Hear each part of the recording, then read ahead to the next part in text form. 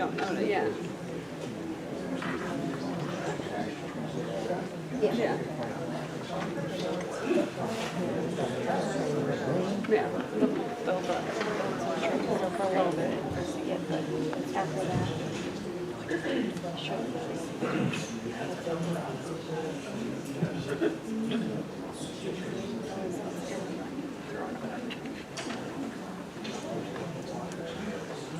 So, I know. That's okay. we have one that they don't.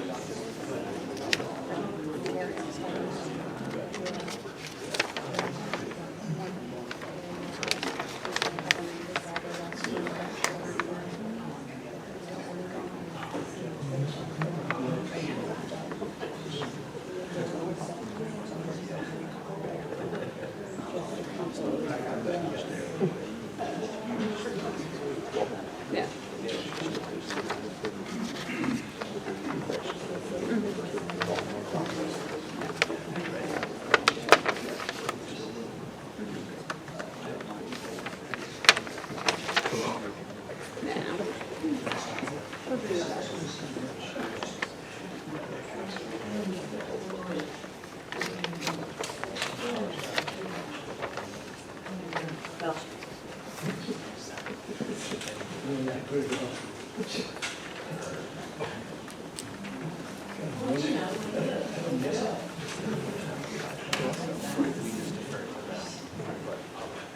Have you got this? No. You want me to? That's fine.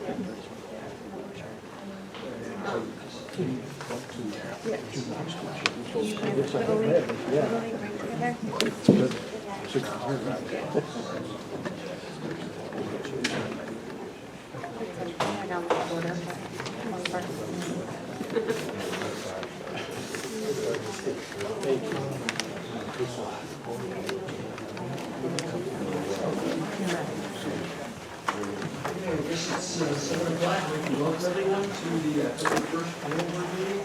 Would you join our pledge of allegiance?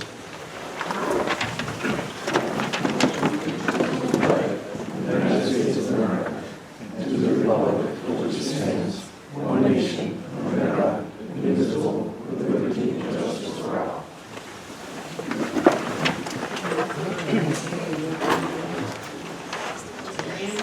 Here. Mr. Joseph? Here. Mr. Walter? Here. Mr. Artuso? Here. Mrs. Martin? Here. Mr. Miller? Here.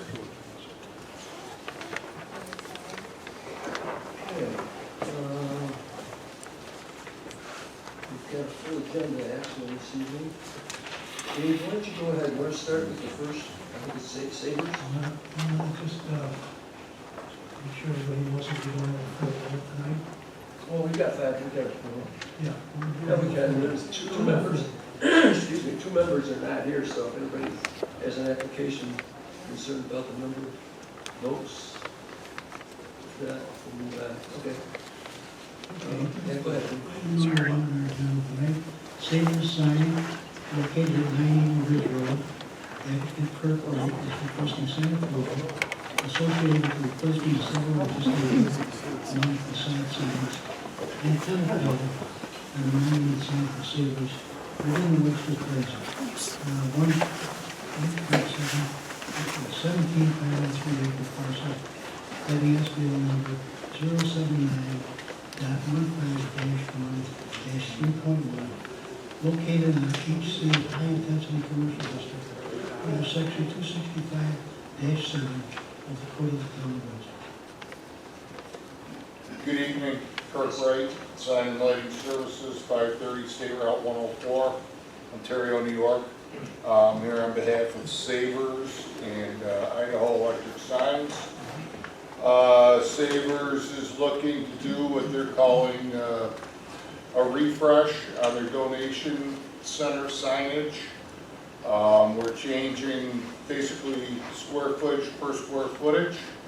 94.5 coming, or 94 coming down, 94 going up. The only real change is the enter exits on the donation canopy. The ones that are in place now are just too small, they're not working for them. They want to do some illuminated signage there and try to get people to enter through the enter and exit through the exit.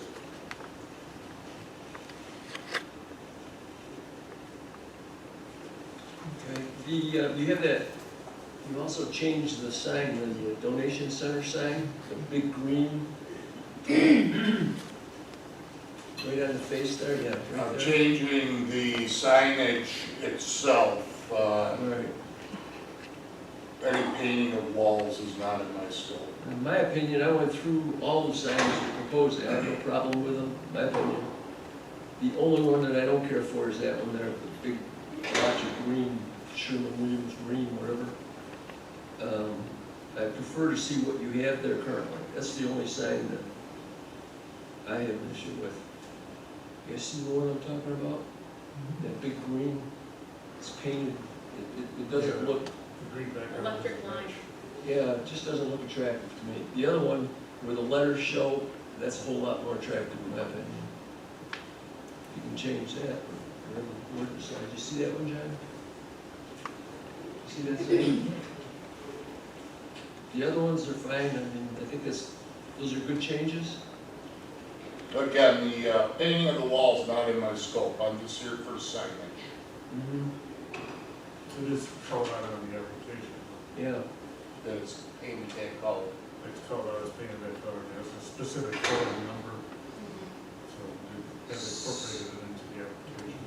so leave it as an agreement to change the requested, approve the signs that are requested, other than the donation center sign, leaving the original sign as it is currently in that area, right? Okay. Go along with that? I got to test my understanding. The new sign has darker faces. What I think I'm hearing is you don't want the wall painted green. You're okay with the sign itself. Well, actually, the lettering is a little bit different. It is darker. Yeah. I don't know. You guys, what do you think? The one that's up there now is a lit backlit, isn't Yes, the new one will be the same. it? Yeah. So why change it, right? Okay.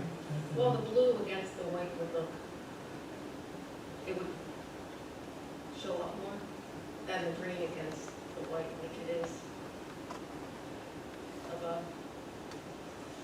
I'll make a little issue all night on this, but I'm gonna suggest we just leave the sign as it currently stands for the donation center, the main sign. Remain as it is and approve the additional requested signs. That's what I'm thinking anyways. What do you guys think? You all right with that? Jerry, you okay with that?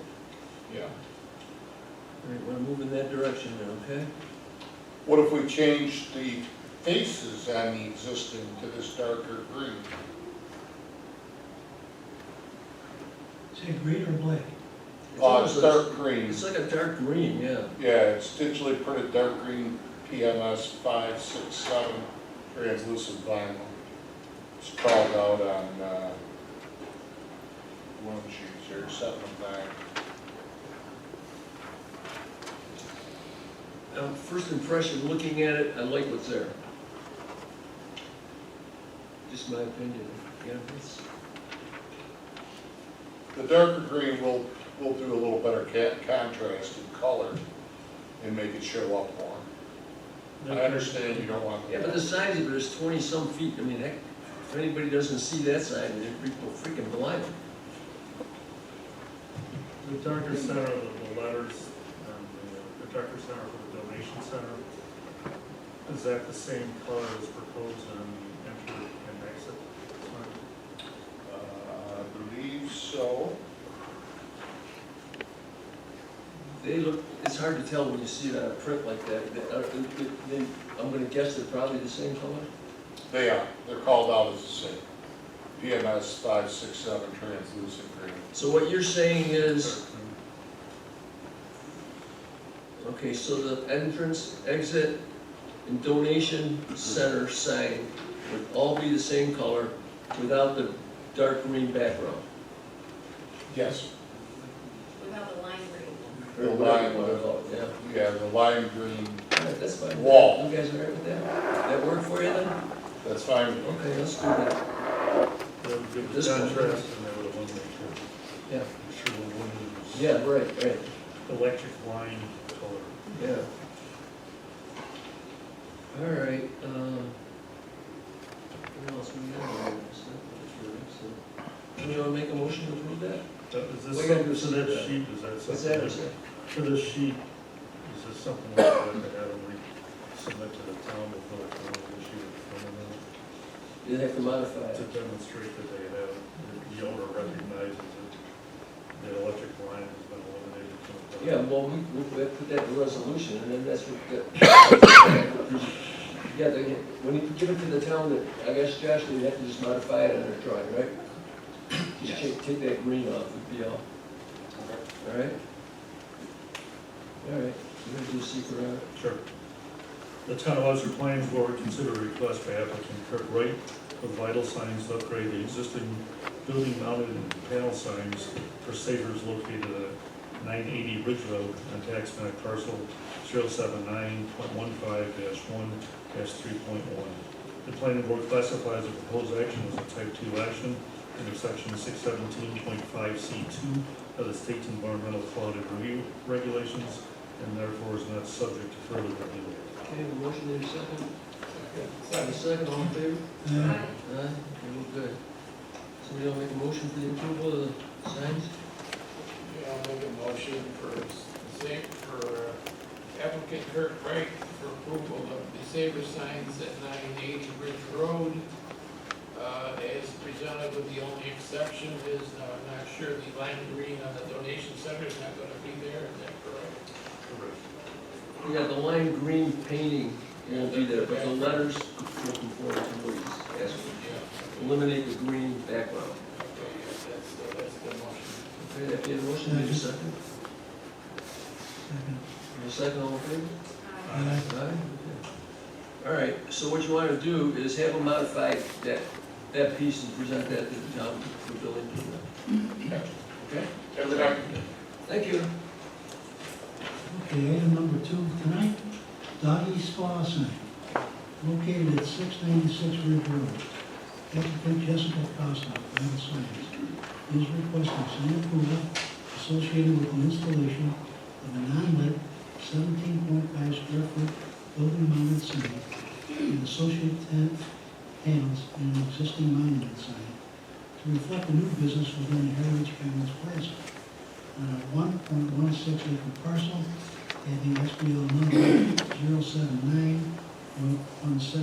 079.17-1-81, located in MC Medium Intensity Commercial District under section 265-7 of the Code of County Register.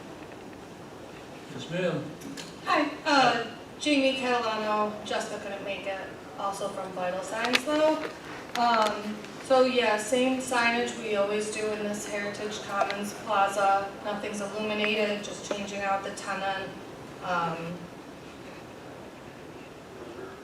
don't know, what else? We come here a lot for this plaza. Yeah, I know. You have a standing appointment. Yeah, I know, the next one's me too, same plaza.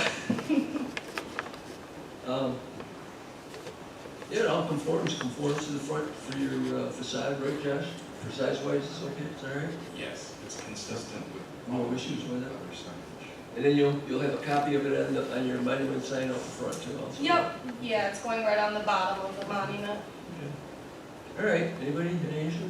No, good with it? All right. We'll see, move on. The town of Webster Planning Board consider request by applicant Jessica Costa of Vital Signs to install building mounted and panel signs for Doggy Spa located at 696 Ridge Road, tax map parcel 079.17-1-81. The planning board classifies the proposed action as a type 2 action under section 617.5C2 of the state environmental quality review regulations, and therefore is not subject to further review. Okay, need a second? Second. All in favor? Aye. Aye. Motion to approve Doggy's Paw? I'll make a motion for applicant Jessica Costa, Vital Signs, for Doggy Spa sign located at 696 Ridge Road for a building mounted sign and a tenant panel sign and the existing monument sign as presented. Okay, have a motion, need a second? Second. A second, all in favor? Aye. I'm good with that one. You know, this, let me just, before you do the next one, it seems kind of like a waste, anyway. Like, what the heck are these people coming in and having to get a permit for a sign? As simple as they are sometime like this, if we didn't have this requirement for sign approval, could you imagine the signs that would be all over this town?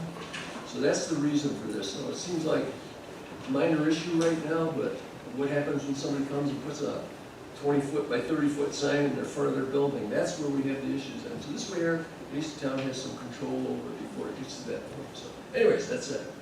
Go ahead, I'm sorry. Okay, number 3, level lot sign, located at 696 Ridge Road.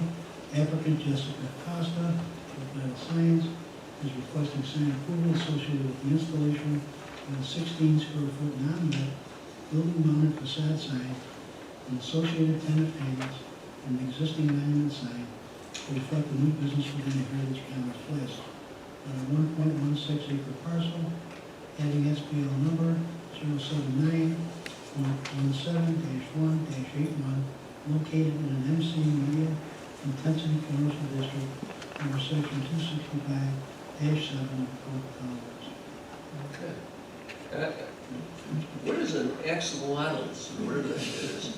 I guess it's a amphibian from Mexico, or like a big salamander is my understanding. Oh, is that what it is? That's what I hear, I've never, And reptiles, what do you say, rattlesnakes there yourself? I just make the sign, I don't know. It's getting kind of crazy here. I know. Okay, that's all right, I was just curious. All right. So this is another sign, basically right one, Couple over. couple away from. Yep, Yeah, okay. same thing. And it meets all the requirements, okay. I have an issue. Anybody? Colors are nice. All right. All right. Want to do something?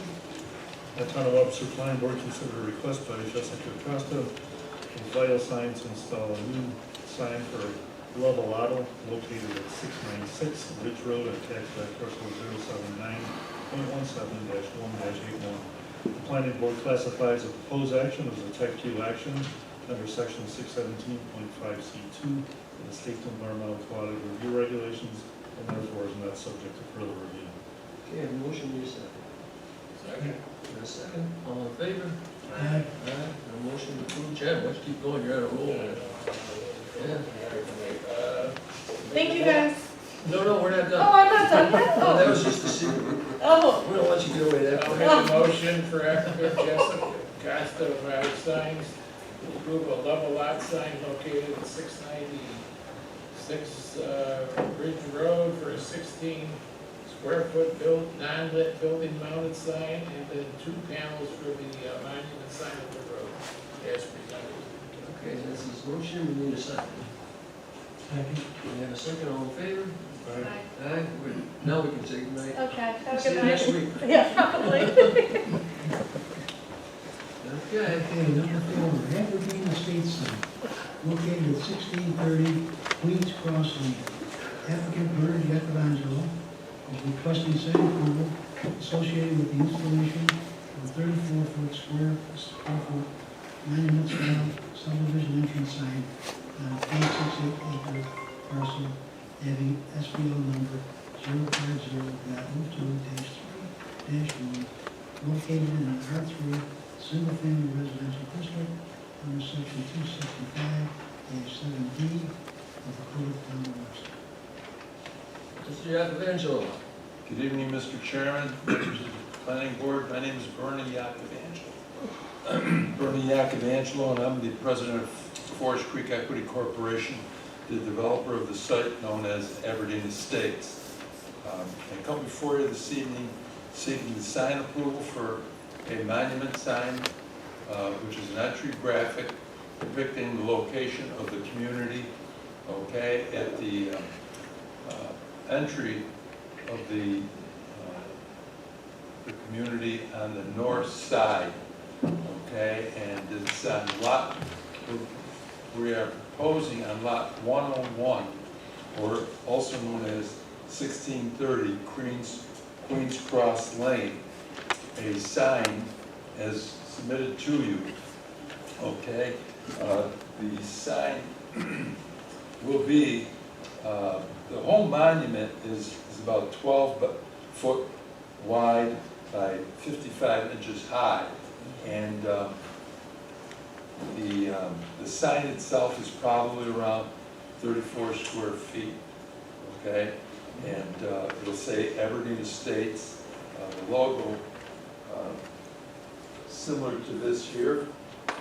This is what it'll look like. You know, we'll have 2 posts, have concrete block underneath, and they'll be faced with limewedge stone over the top. The sign itself, okay, will be a moss green, okay, but the lettering, the area around it will all be off-white, okay? As well as the other areas around here will all be off-white. It's a nice-looking sign, consistent with what we've done in our other communities. This is at Rosehill Estates. This is what it looks like. We put that in just to give people that are visiting the stud knowledge that they're coming upon the site. Okay, it's good for safety. It's good for making people aware of what community they're coming up to. So as an entry graphic, we try to keep them consistent, and this is what they would look like. And the size, I think everything was put in the application. As I said, the posts themselves would be in the ledge rock type stone, okay, and be securely onto concrete block posts. Bernie, is that a lit sign at all, or Pardon? is it going to be lit? Yes, it'll be lit on timer, connected to the model home. This is going to be the model home. Interior? Pardon? The lighting, is it shined up or is it? Shined up. Okay, got it. That's a nice looking sign. Yeah, Okay, anybody? something that should stay for these Yeah. 2 years, you know? So, the town just has a couple comments before the board takes any further action on it. Just 2 minor issues, I think one can be resolved relatively easily. The proposed location is 5 feet shy of the required setback from Queens Cross Lane. So we would just ask that it be moved 5 feet to the north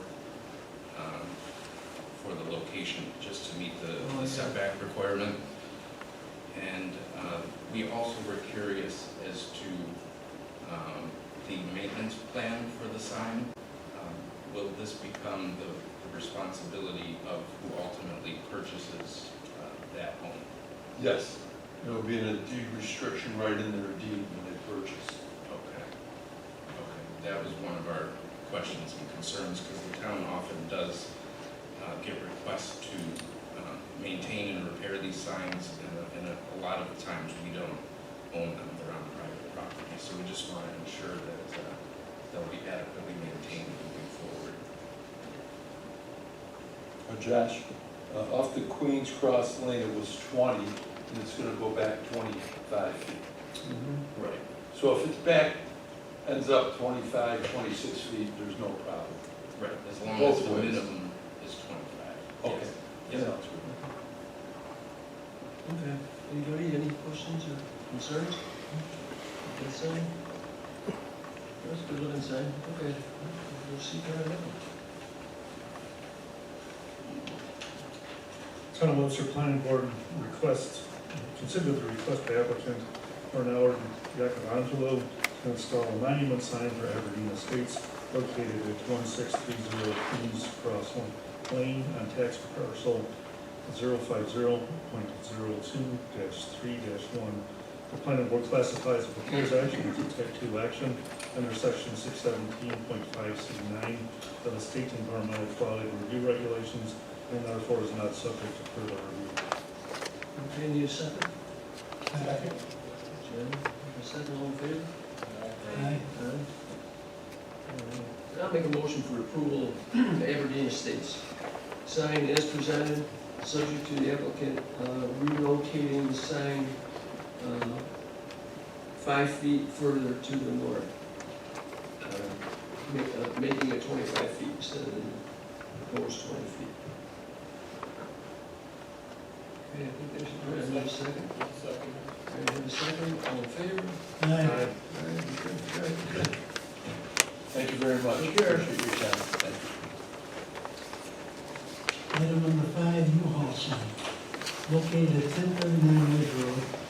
Applicant Deborah Yost is requesting sign approval associated with the installation of a 39.25 square foot building mounted internal lit channel letter sign to reflect the name change from Life Storage to U-Haul Storage on a 5.93 acre parcel having SBL number 079-5-1-8.008, located in MC medium intensity commercial district under section 265-7 of the Code of the Town of Webster.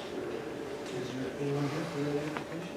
So, as you may recall, a couple months ago, U-Haul came before this board for permission for a smaller sign near the entryway of the door.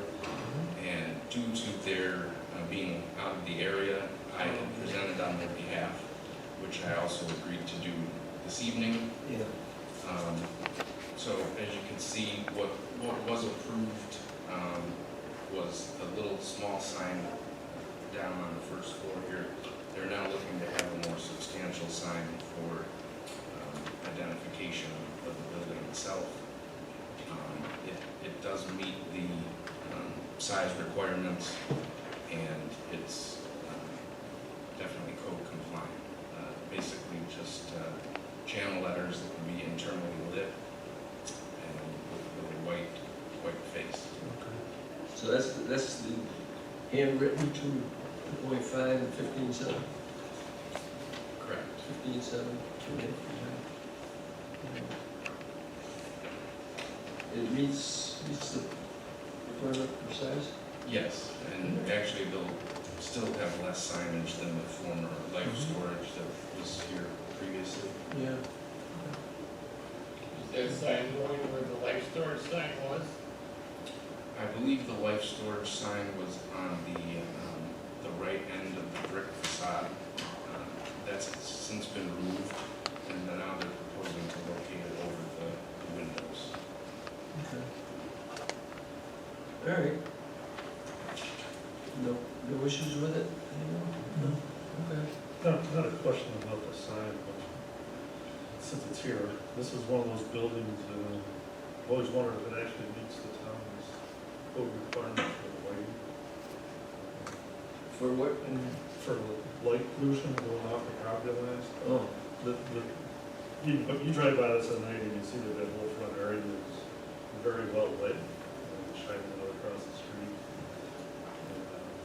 And, it is internal lighting, but it just happens to go across the lot line, and I've always wondered how that really ties into the town's lighting codes. I think the code says any lighting, any down lighting or off lighting has to be not on the property, not cast onto adjoining properties. I think that's the way it reads, isn't it? Yes, there's a provision. I think there's a small allowance for some light spillage, but it's very low. That's certainly something that we could follow up on. We do have a light detection meter that we can measure at the property line and see if it's in compliance or not. Yeah, now it's getting darker earlier, it's getting more and more noticeable. Is this towards the Ridge Road direction or the? Where it faces Ridge Road. Really, any place that has all those large windows on the front, you can see the sides of the hallway. Oh, so the lighting that's within the building itself. Right, it's so bright, you see all the bright orange lockers on the inside, but that lighting spills out through these massive windows. Really. Okay. Yeah, we could, It's kind of one of those things that we've noticed in the past where, okay, outside lighting, you look at the compliance with lighting plan and that. But this has been a trend on some of the buildings where we have very bright interior lighting. right. It goes out through the windows into the neighborhood lounge. Just something to point out, so we can check in to see if there's a way to mitigate this thing. Okay. Okay, when do you see, Brian? Yeah. Town of Webster Planning Board considered a request by applicant Deborah Yost with Yost and Neon Displays Incorporated to install a building mounted sign at U-Haul located at 2039 Ridge Road on tax parcel 079.25-1-8.008. The planning board classifies the proposed action as a type 2 action under section 617.5C2 of seeker, and therefore is not subject to further review. Okay, a motion in a second. Second. A second, all in favor? Aye. Got through that. Motion to approve the sign? I'll make a motion to approve the U-Haul sign located at the 1039 Ridge Road by applicant Deborah Yost for a 39.25 square foot building mounted internally lit sign as presented. Okay, a motion in a second. Second. And a second. All in favor? Aye. Aye. All right, that's all set. Okay, number 6, Fairlife Project, located at 1886 Table Road. Applicant Fairlife is requesting final site plan approval to reflect minor modifications to the originally approved site plan associated with the construction of the 785,000 square foot milk processing plant, warehouse, and support service buildings on an approximately 106 acre parcel, having SBL number 066.23-1-28.001, located in an IN industrial district under section 269-9D of the Code of the Town of Webster. I've got a question. What's that? It says it's final site plan approval, but should it be site plan modification? Yeah, really, I would agree with you, Dave. That should probably read as Yeah, modification to yeah. the final approved site plan. That's okay. Yes, sir, gentlemen. Thank you for your time this evening. Sitting next to me is Josh Hart, Director of Civil Engineering for Haskell, myself, Darren Ward, Senior Director for Fairlife, who's overseeing the current construction project and startup of the factory in its entirety. So, as it lays out, we just want to walk you through some minor changes we made to the civil plan, provide some explanations to why we've done that, and hopefully get a better understanding of where we're going. I just wanted a quick project refresh and nothing too onerous. So the production facility itself is just under 800,000 square feet. It sits on 110 acres. The facility itself will employ approximately 250 positions from management, operations, admin roles, etc. And on a typical day, we will process somewhere in the region of 5 million plus pounds of dairy product milk, capturing all of that within a 100-mile radius of the plant. Okay, just a quick update, as we've got views from the west, and we have views from the east as well, I believe. So just giving you a brief update of where we're sitting in the current construction plan. Okay. So really what we'd like to do is there's 7 items we want to walk through to explain the before, the original civil plan, and what we've done to change that, why we've changed it, and give everybody a detailed background. So number 1, if you don't mind, Josh, we'll go through them. So what you'll see is a format for all of the slides is what it was originally on the left and what we propose to do on the right. So in the original proposal, we were going to utilise a scale building. So we would bring in the milk, weigh the milk, add a full tanker, empty the milk, and then the tanker would leave, go back on the scale, validate, what is emptied and moved back around the site. Since then, we've explored other technologies and we've decided that we're going to measure the flow of milk coming out of the tanker, so we no longer need to weigh the tanker. So with that in mind, we've shortened the route that the tanker will now take around the site. So we'll still come through the guardhouse, but a lot shorter route, as you can see, going up into milk receiving, which is the white building at the top of the page north.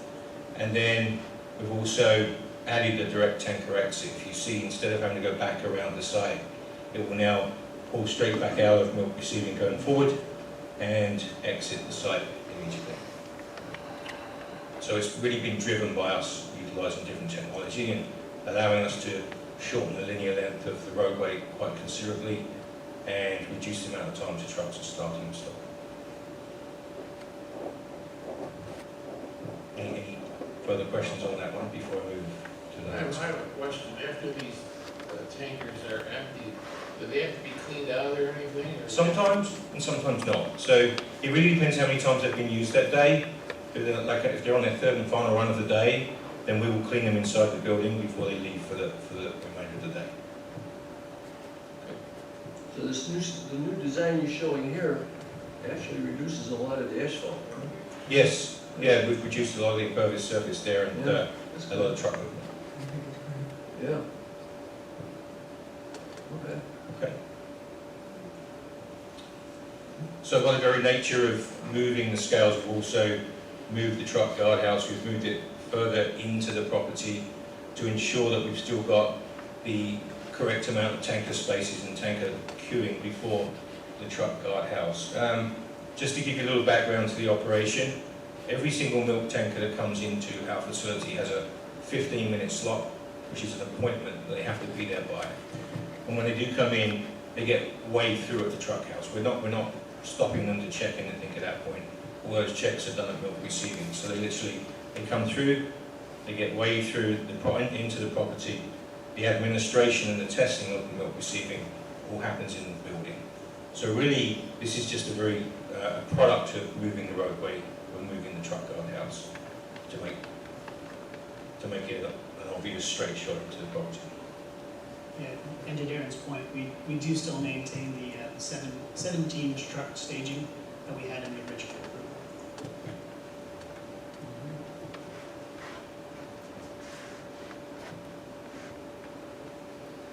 The super tank, where's the super tank? What are the super tankers? Are they larger trucks or something? Yeah, so a super tanker is considered 10,000 gallons, a typical tanker is 6,000. There are some 10,000 gallon super tankers, but it's not common.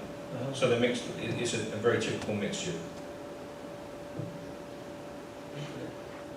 Is there any safety checks at the guardhouse? We're safety checking at milk receiving, so that's where that operation would happen.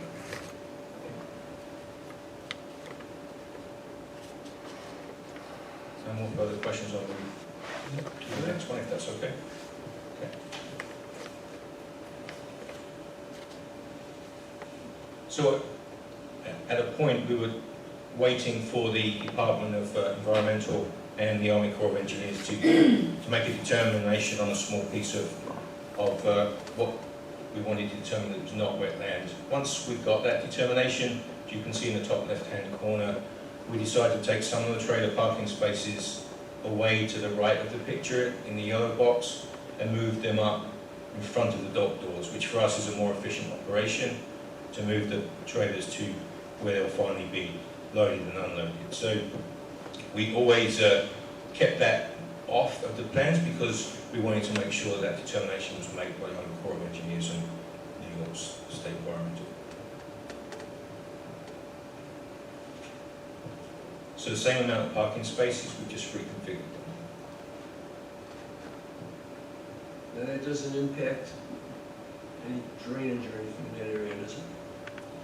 No, you'll see that we have the similar drainage swales to the north.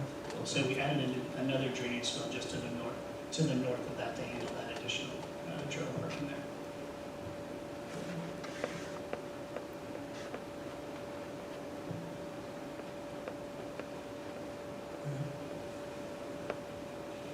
Okay?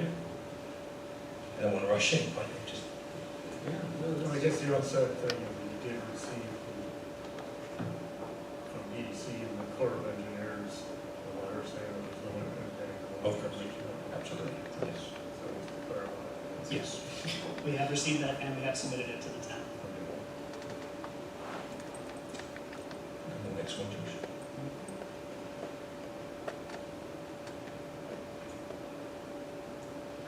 So when we first laid out the civil plan, we were still working on the details of the wastewater treatment plant, which sits in the bottom corner of the property. The images that you see on the left-hand side was really a conceptual design. What you see on the right is the final detailed design. So the number of tanks and the rate of flow, nothing has changed there. If anything, we've really just spaced out the roadway a little bit around it, but the actual wastewater treatment building has been reduced in square footage. So again, we put the road in all the way around, so we're not backing up any vehicles, etc. So everyone's got it parked around it. So really, the tanks remain closed. Everything is the same flow rate, same design. It's just a reconfiguration of the tanks in the building.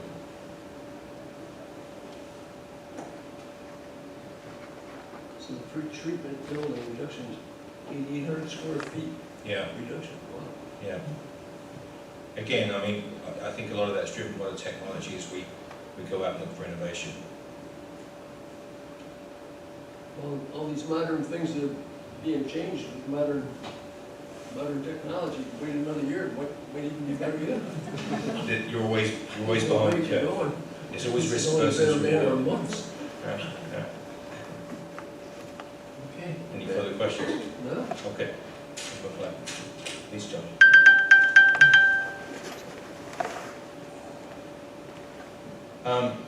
You can see on the left-hand side versus the right-hand side, this is really about us increasing some of the berms around the perimeter of our property, giving us more landscaping capabilities. We're adding a bit more green space. And if you look on the left-hand side, you can see to the far left, there's a small linear berm that we've now changed to more of a round berm. And we've done that with the view that way we can scatter the trees on that berm and get more privacy and less line of sight for our neighbours off to the top corner of that property. And if you look also, we've added some more trees back in the top corner of that property, close to the perimeter of our neighbours. So really it's really just creating a little bit more green space for us, gives us a little bit more flexibility on landscaping, and just trying to be mindful of our neighbours really. Just a question, are you folks are neighbors around there, I guess? Okay, no, just a question. Can you see it okay on the screen here? Yes. Okay, I didn't know how that was working out there, so, okay. Just so they're aware of it too. I'm sorry, go ahead. Any more questions on number 5? No. Okay. Number 6. So this is really, again, around a conceptual design at the beginning, when we were first designing the building, not really knowing what our outside space would be for our employees. So what you see on the left is really just a small pavilion with some very basic grass landscaping. What you see on the right is more extensive landscaping, and we put some walking paths in.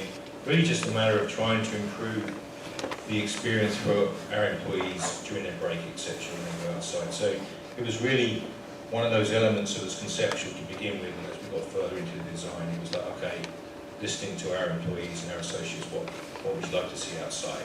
So it's more of an experience within that break time to go outside, walk the path, sit on the bench, and get away from the hustle bustle.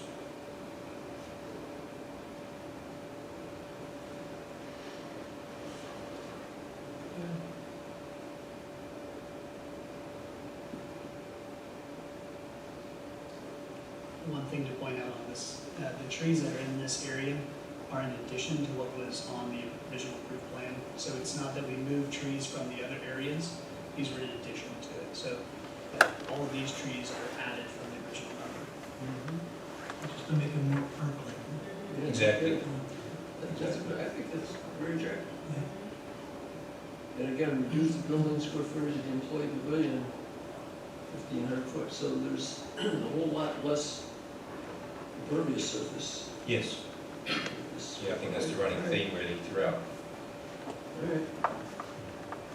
And the last item, number 7, is I'm going to hand over to Josh because he knows far more about this than I do. Yeah, so we wanted to include this slide because there was some concerns about drainage. So we met with some of the neighbors about the drainage concerns around the property, and then also met with Pat Stevens with the Town of Webster Drainage Department to walk through those concerns and the resolution. So I just wanted to walk through those real quick with you just so you can see that we've considered all those areas and that they have been addressed. So working from the northeast corner, the yellow, that's our main discharge point. So that is actually the existing discharge point that we're still using. So in the original state, this property all drained from south to north to where that yellow node is. So we're maintaining that. And as you go around to the north, we are also maintaining that drainage as well. So we put in the L-shaped berm that's on the north side. And so that's keeping the drainage from the top of the berm, continue to go north, and from the south of the berm going down to the wetlands. And that matches what the original conditions were. As you go around to the other side of the north, there is a drainage swale just off our property. And so we're maintaining that as well. And then that goes into the wetlands that run, you can see kind of going across that lower part of the property. In the northeast corner, that is a low area. And so we are matching that. Just to the south that you can see that blue line, that is a underground storm system that we've added. So in its original state, this area used to drain to the north to that corner. That blue pipe actually captures the runoff on the berm and now takes it over through our pond system. So we're actually reducing the amount of runoff that's going to that northeast corner. So in its existing state, before we started, it was a low area that had water. It still will be because it's off of our property, but we're reducing the amount of water that's going over there from our property. As you come to the south, so there were some concerns about making sure that we capture that water that's coming off the berm so that it doesn't go to the east.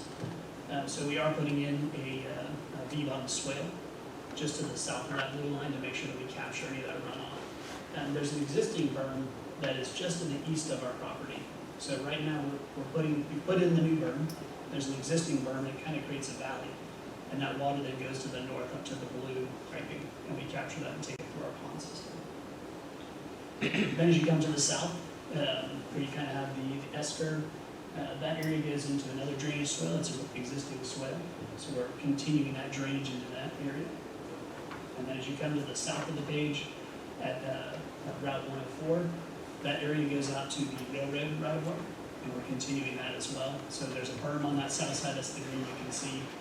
So everything south of that continues to go into the railroad right-of-way, and then to the north of that goes onto our property, is captured into our storm drainage system.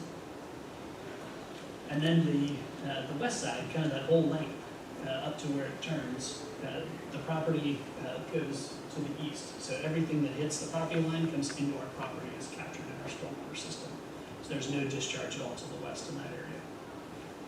And then you come around the south pond. Our neighbor just to the south of that pond, that area flows to the north, and we're going to continue that flow. So that will flow into our stormwater pond to match the existing conditions. And then to finish it out, just next to the rock gym, there's a drainage swale, and we're maintaining that as well.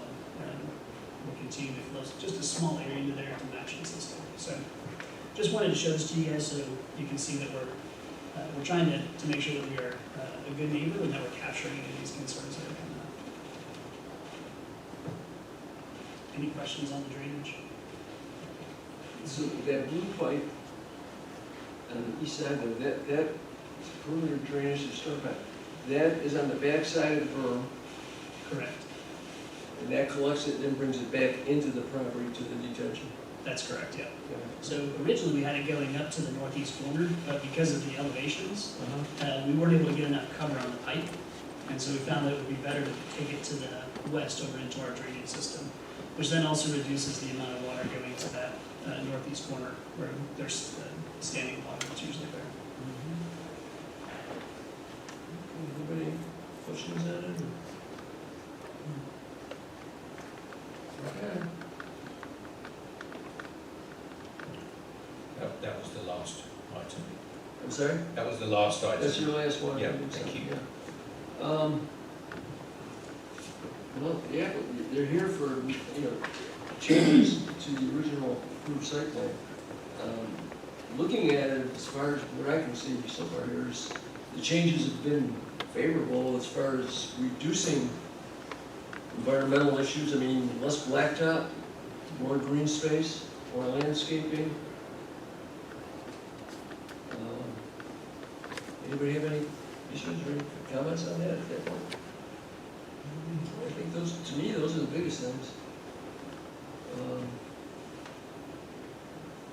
All the details as far as drainage and so on and so forth, they purview of that actually is engineering detail, and that's all been done by Paul and so on. So I know Paul spent a lot of time working on this one, right? Sure did. Yeah. 1 year. Anybody, John, any questions on it? Okay, again, this was just for a modification of approved site plan. This is not a public hearing this evening, right? Standards. I don't see where, I'm looking at everything they showed us, I'm reading some notes here. I'm willing to move forward with a motion to approve the modifications. Are you all right with that? Dave? All right, then let's I'll make a motion that we grant the approval for Fairlife for the modifications, for a modification to the final approved site plan for Fairlife, Coca-Cola. And I think, again, I'll just add a couple of things I said that I wrote for us. Just decrease the asphalt, they increase the landscaping, it's less impact on proposed modifications they've shown on other things on it also. And I think what we should add in here, this part also, I believe. This is something that's still to be done, I believe. The entire perimeter of the site shall be given further review by Haskell as construction proceeds to ensure no standing water will be created impacting neighbors' properties. And there will need to be steps to address the stagnant water and more care to the drainage practices around the perimeter of the entire site. The reduction in drainage is noted in areas such as POA 5. The rest of the perimeter will need to continue to promote stormwater to travel along the base of the berm and not pond for more than 48 hours. Prolonging the ponding at the base of the berm indicates a failure in the conveyance and will need to be assessed and remediated. This shall continue to be monitored during the SWIP's inspection and corrections made as necessary, okay? Yes. All right, that's something you guys need to work out with engineering and stuff. And along the, I guess that would be it. Anything, I don't think we have to do anything else in it, we're just approving the modification as presented. Along with this note, right? You okay with that, Josh? I think that's all we need to cover. Okay, then that would be a motion. I'll second it. Have a second. Have a Mr. second. Kishani, Mr. Malta, Aye. Mr. Anderson, Aye. Mr. Kosel, Aye. Mrs. Malman. Aye. Okay, Excellent, thank you. Thank you. That's Thank you good. for your time. good luck with the project, it's going nice. Number 7, RJD Station 73, modernization. Located at 891 Clinton. Applicant RJD is requesting sketch plan review associated with the modernization of an existing electrical substation, including an expanded substation yard with new fence, control house, switchgear buildings, transformer, and lighting on a .77 acre parcel having SBO number 064.14-2-17-WAB, located in an R2 single family residential district under sections 269-5 and 350-11 of the Code of Town Rules. Yes, ma'am. Good evening. Mary Stubline with Labella Associates, and I'm here with Eric Thorne of RG&E to talk about RG&E's proposed modernization project at Station 73. So the parcel contains an active electrical substation facility, which was built in the 1950s. It includes a substation yard with a fence, transformer, a small switchgear building, and a driveway surrounded by a grass lawn. The proposed construction would consist of developing an electrical substation meeting the current standards of RG&E and the required industry standards such as the National Electrical Safety Code, which have changed, as you might imagine, since 1950. The new substation would replace the existing outdoor electrical substation, which is located on the eastern end of the property. The new substation will contain more modern gas-insulated switchgear equipment, which will be housed inside of GIS buildings. So this planned modernization and expansion of the substation will support upgrades to the transmission and distribution lines in the area, providing backup circuits to support the growing electrical demand in the Penfield and Webster areas. So the new substation, as shown in this rendering, would include 2 pre-engineered metal-sided GIS buildings, 1 control building, which is also a pre-engineered metal-sided building, 1 transformer with an oil containment foundation, that's the black item, and then electrical vaults, handholds, duct banks, conduit trenches, all surrounded by a new stone substation yard, which is surrounded by security fencing with vehicle gates, and then there would also be new proposed lighting. The lighting at substations generally consists of wall packs mounted to the building for security purposes. There's also perimeter lights around the outside for security purposes as well. Those are only on from dusk until dawn. And then the installation of work lights, which are used only if there's work necessary. Substations are unmanned. They don't require additional parking if anybody needs to visit the site. They will generally go inside the gates and park inside of the fenced area.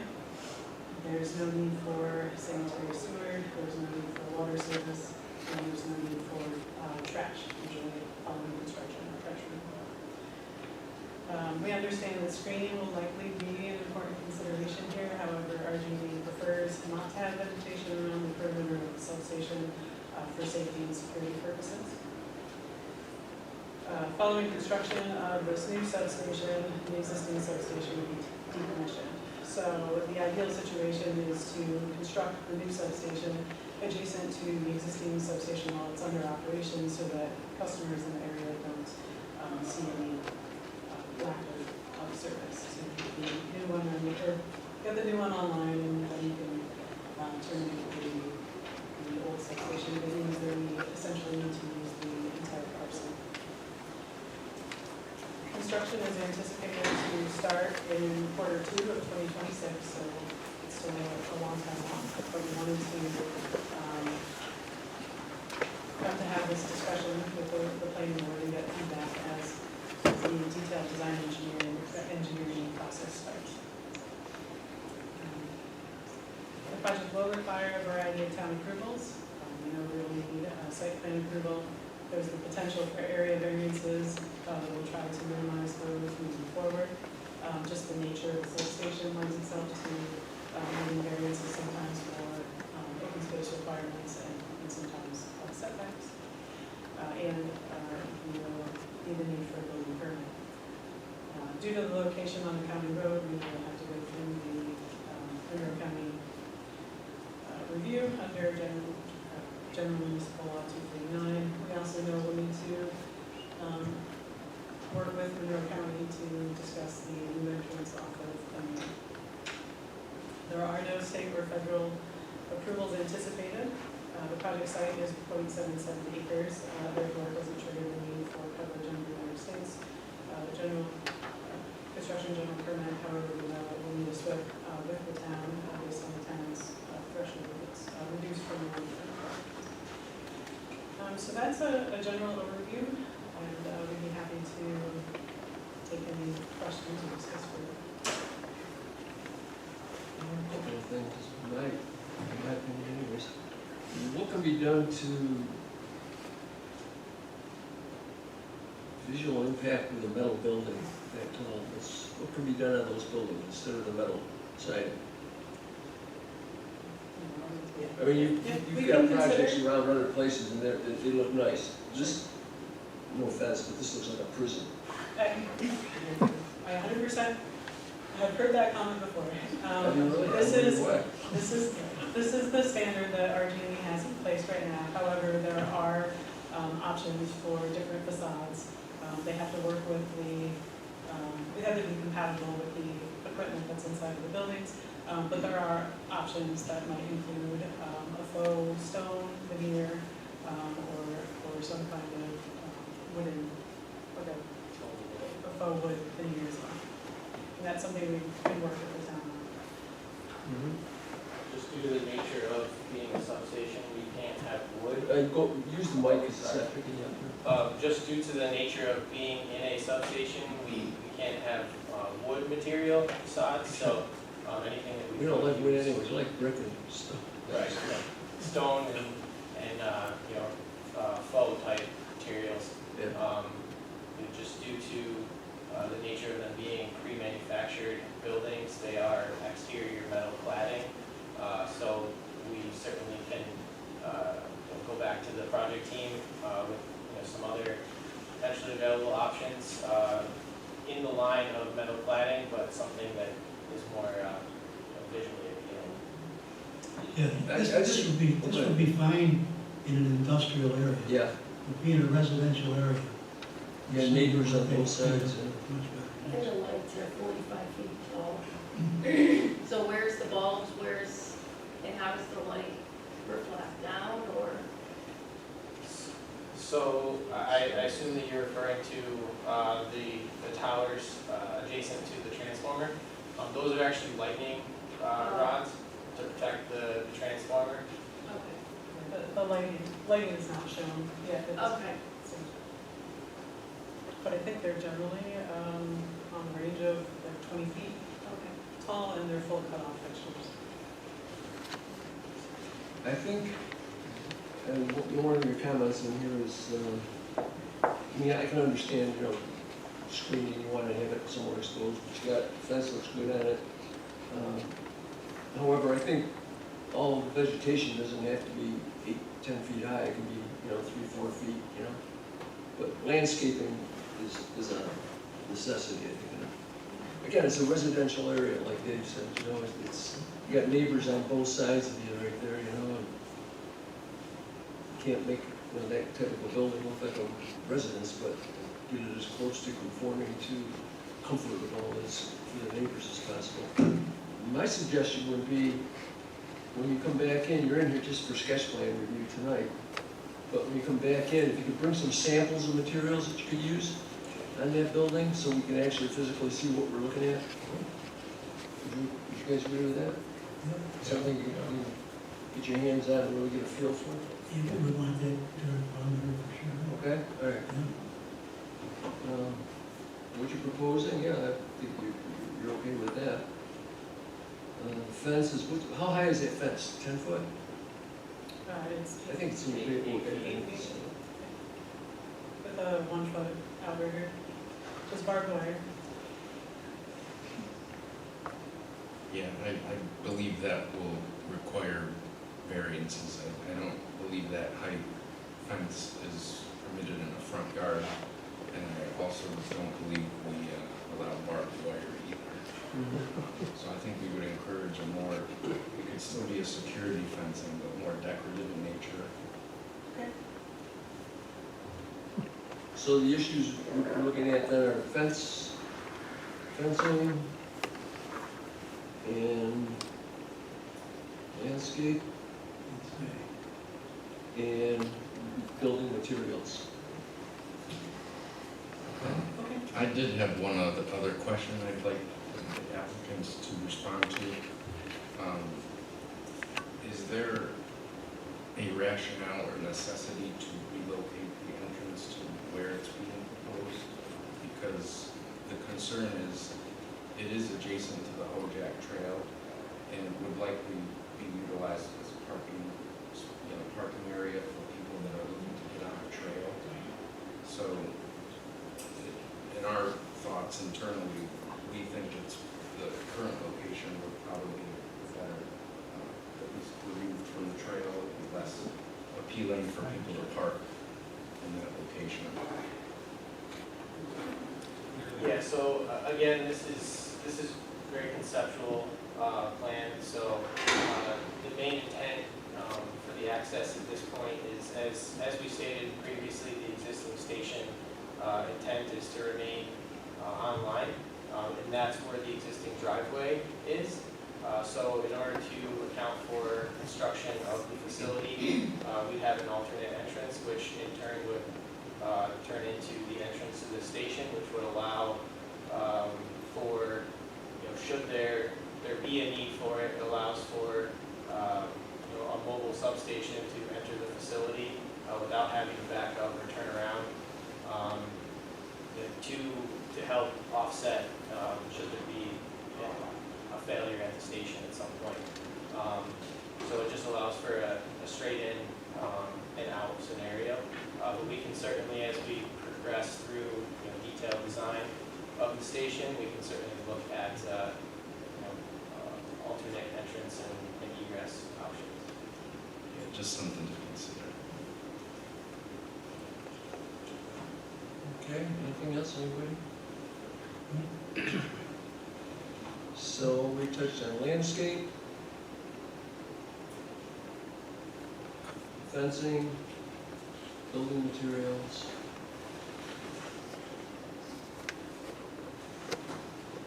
And try to make something that would make it look somewhat attractive in the residential area, by the way. Okay? All right, anything else, anybody? No. No concerns with drainage and all that in this site, that's for sure. Okay, I guess that's it then. Thank you. Thank you.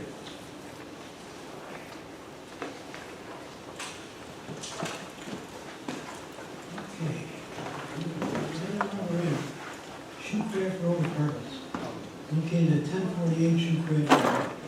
Applicant Shoecraft Road Apartments LLC requesting sketch plan review associated with proposed construction of 4 10-unit apartment buildings on a 5.20 acre parcel, having estimate number 079.19-1-15,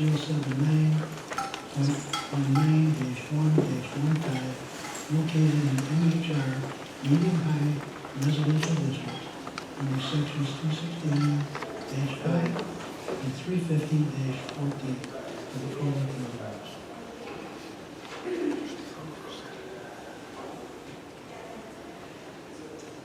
Hi, my name is Megan Sterney with BME Associates.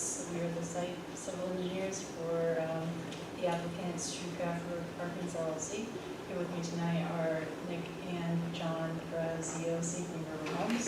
They can answer any questions regarding the buildings. So we're here tonight for sketch plan discussion and review for the apartment complex located at 1048 Shoecraft Road. The project consists of 4 10-unit apartment buildings, approximately 5.2 acres. Project is located off of Shoecraft Road, just south of Ridge Road and the Webster Plaza, and is east of the Webster High School. The project is surrounded by existing apartment uses, so it is in character with the existing area, including the Waverly Apartments to the south, the Webster Green apartment homes to the west, and south of Quimby Park Apartments. The parcel is located within the medium-high residential zoning district, and the development has been laid out to comply with the development standards within the district, including unit density standards, setbacks, and a 50-foot buffer for multifamily buildings within the MHR district. The existing home, barn, garage, and silo are proposed to remain, and the proposed access will be off of the North Estate Drive to the south. A total of 91 parking spaces will be provided within the site, which include 1 driveway space, 1 garage space, and 11 visitor parking spaces located centrally in the development. A T turnaround is also proposed in order to comply with New York State fire code requirements. That turnaround will be placed within the easement to the town. For utilities, storm sewers will collect drainage within the site and will discharge to the proposed stormwater management facility located in the northeast corner. The sanitary sewers and water main will likely be pulled off of Shoecraft Road to the west. The stormwater quality and quantity controls will be located in the northeast corner of the existing site within the existing low area. This drainage from this facility will be directed northeast to the existing swale that runs along the eastern boundary line. And final design will ensure that proposed runoff rates will be reduced from existing conditions.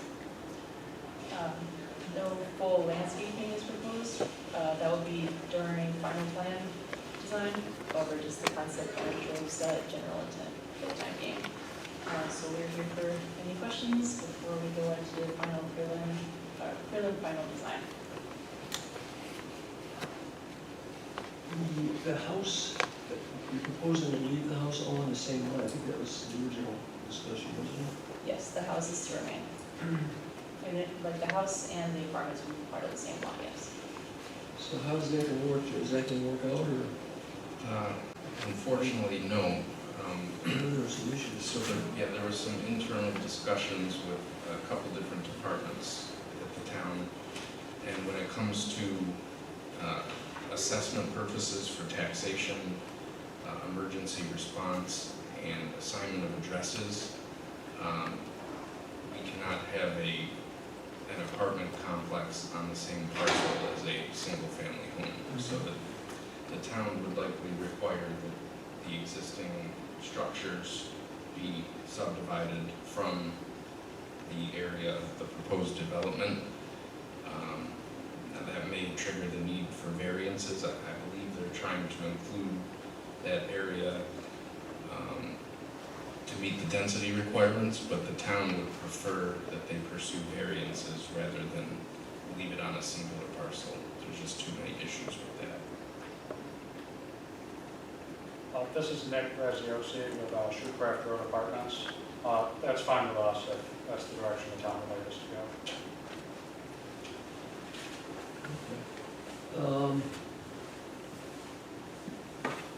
Some of the neighbors I had contact with, their concern is traffic. We all know, it's a heavy traffic area there.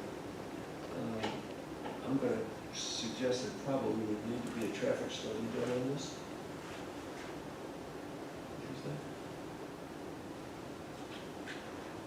Dave? Yeah. Derek, sorry, I mean, something to, I guess that's probably one of the biggest issues in that neighborhood is just the traffic. I don't think the project is good, but we need to address how the traffic would be with the schools there and so on and so forth. And regular traffic north-south on Shoecraft Road gets quite heavy in the morning and afternoon and night, yeah. Just to reiterate, access. I'm sorry? Sorry, just to reiterate, we won't be accessing off of Shoecraft Road. It would be within the apartment complex itself. You'll be going into the North Estate Correct. Drive, right? So there would be no exit or entrance out of Shoecraft? That's correct. I saw that drive, I thought that was a driveway, but that's going to the house and stuff this time. Yes. I think the area of concern that was discussed at the PRC was the intersection, I believe it's Linden Tree Lane, which connects to North Estate. Yes. So Linden Tree Lane and Shoecraft Road, that's the area of concern because I believe it directly butts up with the entrance to the high school, and there's a lot of traffic in that vicinity, and I assume that most of the future residents would probably take that path. So I think that's the area of concern that was expressed. Okay, What's so- the state drive in the town road? It is.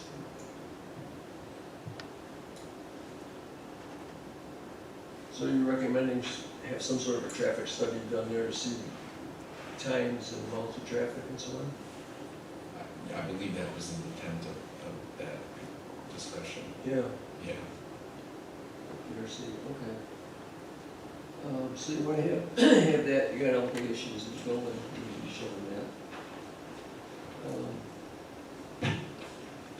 Talking about separating the other residential off of that, so two separate tax accounts. What else? How many bedrooms are these apartments gonna be?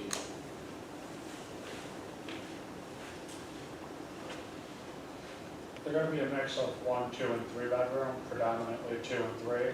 I believe the layout has 2 one-bedroom apartments. So mostly geared toward smaller families or elderly people. Basically, you could have a husband and a wife each with a car, and then they could have a couple of kids living there with a car, so you only got 2 parking spaces per unit there.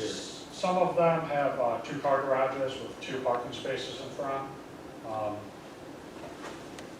Yes, again. So, like right here on both ends, You gotta talk about those that. units are 2-car garages. It seems like 11 visitor spaces for 40 apartments, that doesn't seem like a whole lot.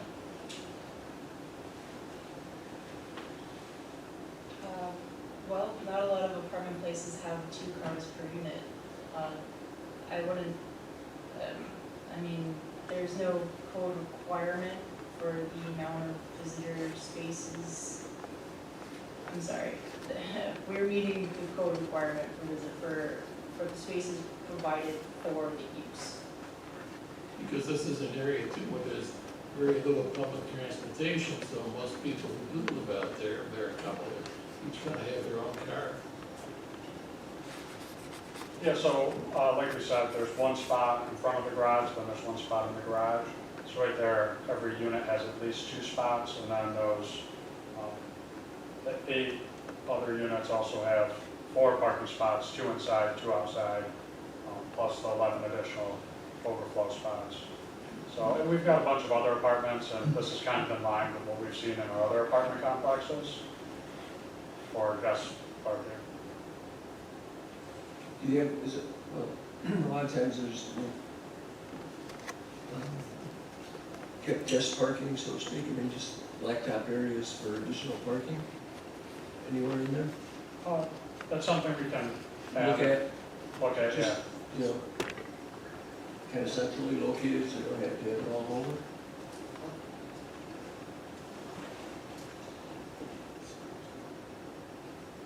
There'd be some kind of active traffic control that would prevent people coming out from going through the driveway that is east there, that goes through the Morgan development property.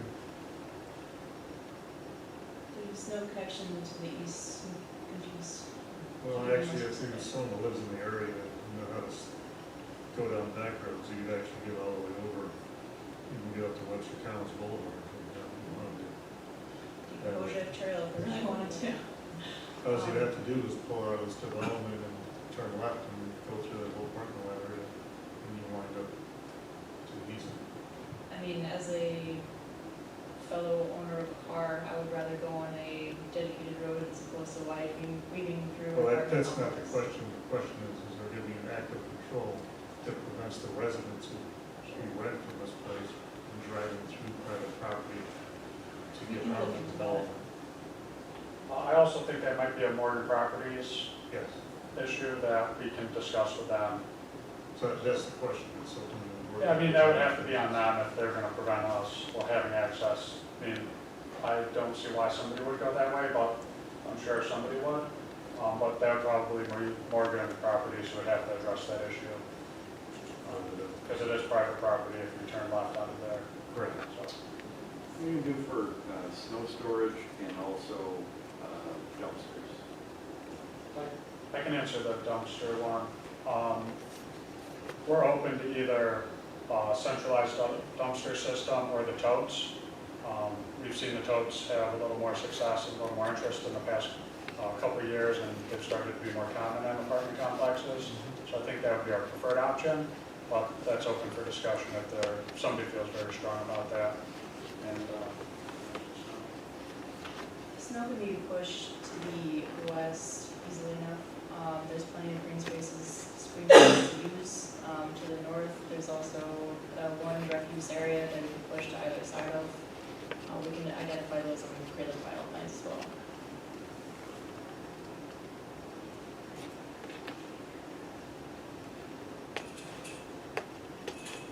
Okay, so what are we looking at then? We're looking at just a few extra parking spaces.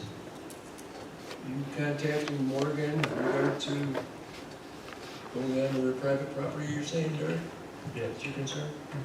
I apologize about that, I didn't understand the question. Traffic, what else? Anything else we have there? Separation of the two parcels? Yeah, you'd have to have a variance then, wouldn't you, For the density. for the property? Depending on where they put the line, Yeah, and, yeah, if they want to keep the number of units. yeah. In order to keep the amount of units, it wouldn't matter where we put the line, we're at 7.9 units per acre, so we would need a variance for this. All right, what else do we need? Anything else?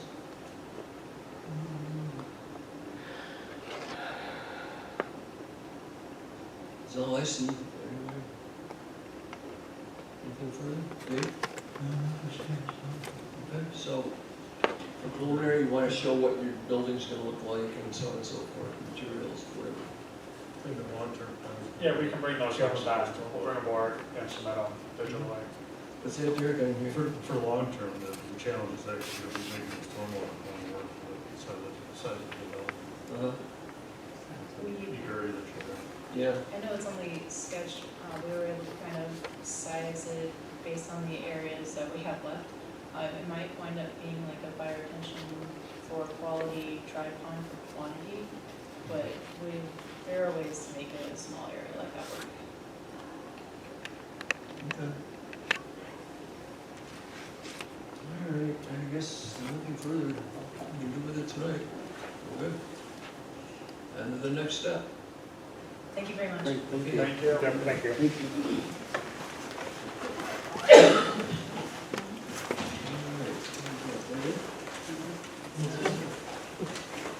All right, we're good.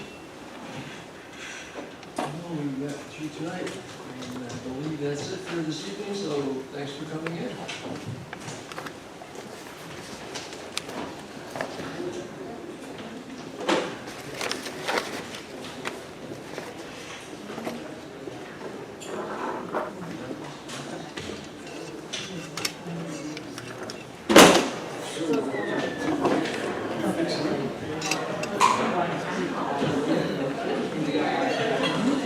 Right, and the other one down here, we have to toggle, and